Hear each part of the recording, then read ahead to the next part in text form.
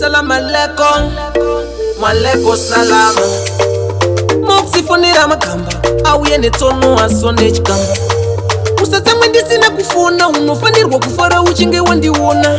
Ndozviziva unofarira machokoleti baby. Andisi kukuiginoa, asi kuti ndinenge ndisina airtime. Ndinoziva kuti wandisuwa, ndinosvika anytime. Unoziva kuti ndinokuda big time. Big time, asi zvaunondita hazvisi fine. Hazvisi fine. Moksifonera makamba, haunga ndichipisa sebero nekuti ndatadza kukutengera kabelo. Kana ndikakutengera majelo inwa ndiremekedza chero ndisina pachero. Ndikakanda komi beki inenge ichireva kuti babe I love you. Ndikashaya airtime usati ndakuignore. Handisi kukuignore, asi kuti ndinenge ndisina airtime. Ndinoziva kuti wandisuwa, ndinosvika anytime. Unoziva kuti ndinokuda big time. Big time, asi zvaunondita hazvisi fine. Hazvisi fine. Ndakusuwa pavhali, ndikabata mari ndinokutengera maruva. Ndakusuwa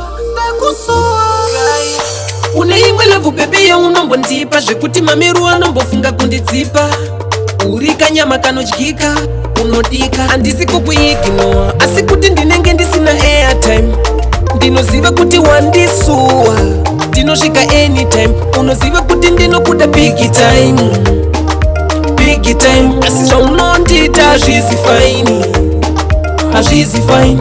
Moksifonera makamba, haunga ndichipisa sebero nekuti ndatadza kukutengera kabelo. Kana ndikakutengera majelo inwa ndiremekedza chero ndisina pachero. Ndikakanda komi beki inenge ichireva kuti babe I love you. Ndikashaya airtime usati ndakuignore. Handisi kukuignore, asi kuti ndinenge ndisina airtime. Ndinoziva kuti wandisuwa, ndinosvika anytime. Unoziva kuti ndinokuda big time. Big time, asi zvaunondita hazvisi fine. Hazvisi fine. Handisi kukuignore, asi kuti ndinenge ndisina airtime. Ndinoziva kuti wandisuwa, ndinosvika anytime. Unoziva kuti ndinokuda big time. Big time, asi zvaunondita hazvisi fine. Hazvisi fine. Ndinokuda big time. Big time, asi zvaunondita hazvisi fine. Hazvisi fine.